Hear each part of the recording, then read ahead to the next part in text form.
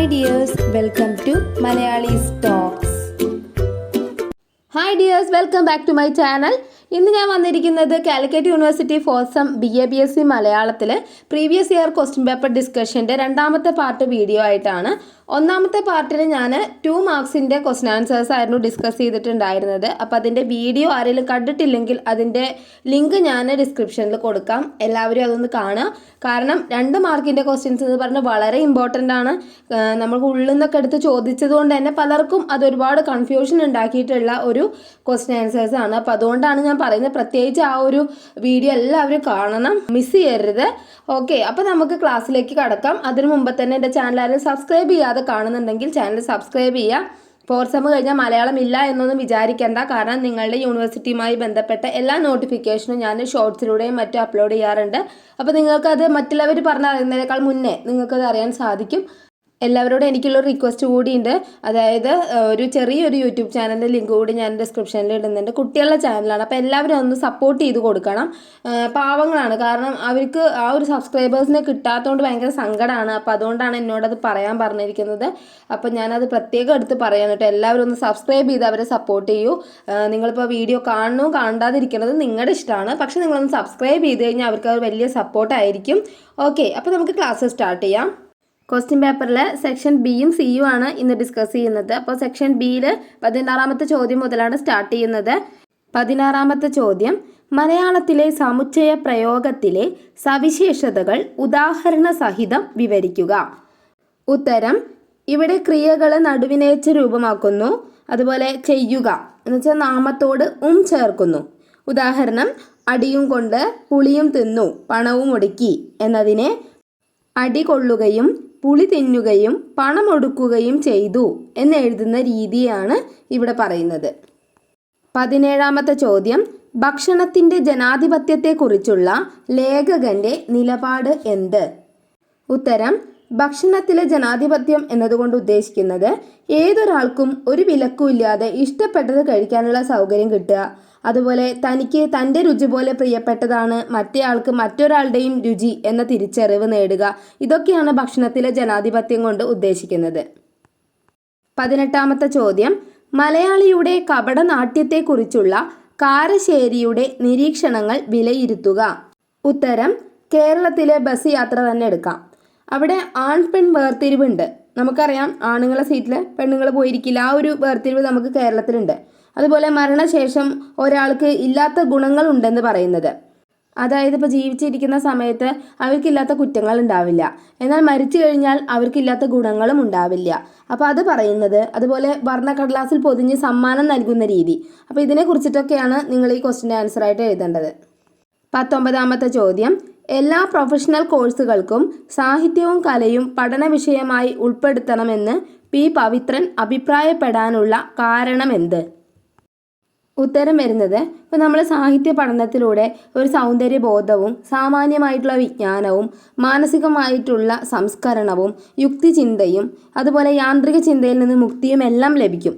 അപ്പോൾ അതുകൊണ്ട് തന്നെയാണ് എല്ലാ പ്രൊഫഷണൽ കോഴ്സുകളിലും സാഹിത്യവും കലയും പഠന വിഷയമായി ഉൾപ്പെടുത്തണം എന്ന് പി. പവിത്രൻ അഭിപ്രായപ്പെടുന്നത്.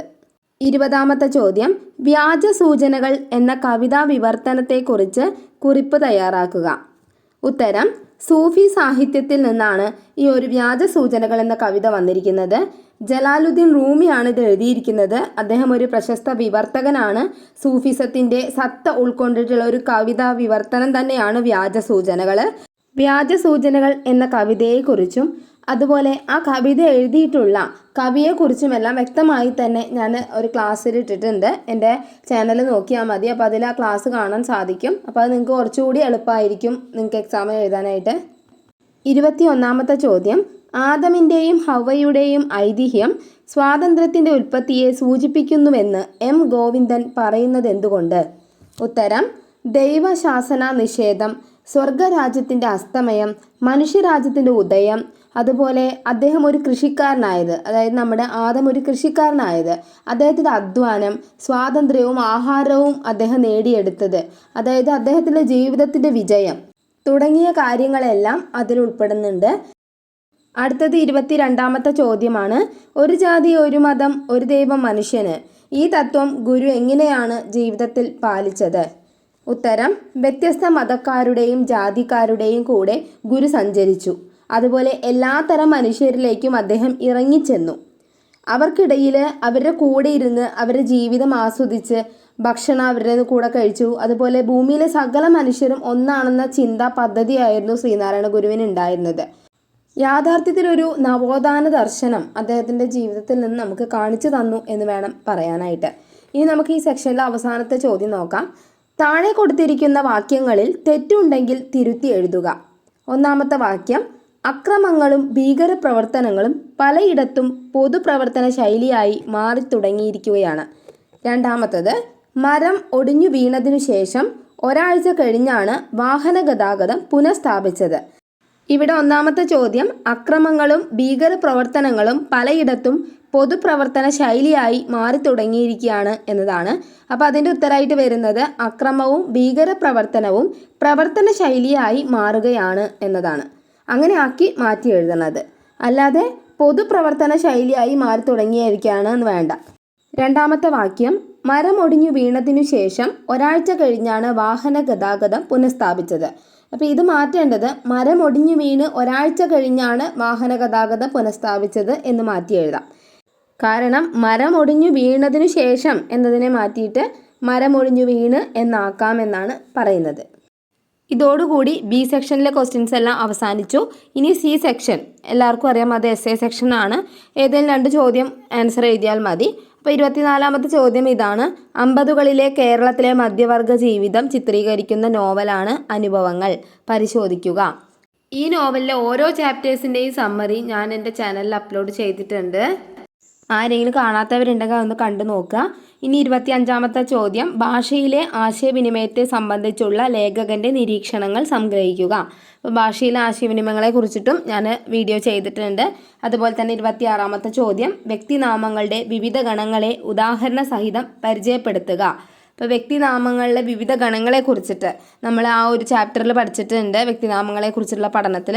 അപ്പോൾ അതിനെ കുറിച്ചിട്ടും ഞാൻ വീഡിയോ എടുത്തിട്ടുണ്ട്. പിന്നെ ഏറ്റവും അവസാനം വരുന്നിരിക്കുന്നത് ഏതെങ്കിലും ഒരു വിഷയത്തെ ആസ്പദമാക്കിയിട്ട് ലേഖനം തയ്യാറാക്കാനാണ്. അതിനായിട്ട് 2 ടോപ്പിക്സും തന്നിട്ടുണ്ട്. ഒന്നാമത്തെ ടോപ്പിക്ക് മാധ്യമങ്ങളും സമൂഹവും, രണ്ടാമത്തേത് സമകാലിക സ്ത്രീ മുന്നേറ്റം. അപ്പം നമ്മുടെ പൊതുസമൂഹത്തിനിടയിൽ വളരെയധികം പ്രശസ്തി നേടിയിട്ടുള്ള 2 ടോപ്പിക്കുകളാണിത്. അതുകൊണ്ട് തന്നെ ഇവിടെ പ്രധാനം നിങ്ങളുടെ ആശയങ്ങളാണ്. അതായത് ഇന്നത്തെ കാലഘട്ടവുമായി ചേർന്ന് നിന്നുകൊണ്ട് നിങ്ങളുടെ ആശയങ്ങളെ ക്രോഡീകരിച്ചുകൊണ്ട് വേണം നിങ്ങളിതിൻ്റെ ആൻസർ എഴുതാനായിട്ട്. ഇതോടുകൂടി ഇന്നത്തെ ക്ലാസ് ഇവിടെ അവസാനിച്ചിരിക്കുകയാണ്. എല്ലാ ചാപ്റ്റേഴ്സിൻ്റെയും സമ്മറി ഞാൻ എൻ്റെ ചാനലിൽ അപ്ലോഡ് ചെയ്തിട്ടുണ്ട്. അതിൻ്റെ പ്ലേലിസ്റ്റിൻ്റെ ലിങ്ക് ഞാൻ ഡിസ്ക്രിപ്ഷനിൽ കൊടുക്കാം. അപ്പോൾ നിങ്ങൾക്ക് ഏത് ചാപ്റ്ററാണ് വേണ്ടതെന്ന് വെച്ച് കഴിഞ്ഞാൽ ആ വീഡിയോ എടുത്ത് കണ്ടാൽ മതി. ഓക്കെ, ഇനി ഞാൻ നിങ്ങൾക്ക് വേണ്ടിയിട്ട് നിങ്ങളുടെ എക്സാമിന് വേണ്ടിയിട്ട് എപ്പോഴും ഇടുന്നത് പോലെ തന്നെ ഒരു 8-10 ക്വസ്റ്റ്യൻ ഉൾപ്പെടുന്ന ഇമ്പോർട്ടൻറ്റ് ക്വസ്റ്റ്യൻസിൻ്റെ ഒരു വീഡിയോ ഉടൻ തന്നെ ഞാൻ അപ്ലോഡ് ചെയ്യുന്നതാണ്. നിങ്ങൾക്കറിയാലോ, നിങ്ങളുടെ 3rd സെം എക്സാമിന് ഞാനിട്ട ക്വസ്റ്റ്യൻസിൽ പകുതി മുക്കാൽ ക്വസ്റ്റ്യൻസും വന്നിട്ടുണ്ട്. അത് ഞാൻ പ്രത്യേകിച്ച് പറയേണ്ട ആവശ്യമില്ല. കാരണം എൻ്റെ വീഡിയോ കണ്ടു പോയവർക്കത് മനസ്സിലായിട്ടുണ്ടാവും. അപ്പോൾ എന്നത്തെയും പോലെ തന്നെ ഇപ്രാവശ്യവും ഞാനത് നിങ്ങൾക്ക് വേണ്ടി ഇടുന്നതാണ്. ഞാൻ പറഞ്ഞത് ആരും മറക്കരുത്, ചാനൽ സബ്സ്ക്രൈബ് ചെയ്യുക. അതുപോലെ തന്നെ ആ കുട്ടികളുടെ ചാനൽ കൂടി ഒന്ന് സപ്പോർട്ട് ചെയ്ത് കൊടുക്കുക. Okay, thank you for watching. ഇനി അടുത്ത വീഡിയോ ആയിട്ട് ഞാൻ ഉടനെ വരുന്നതാണ്. ബൈ.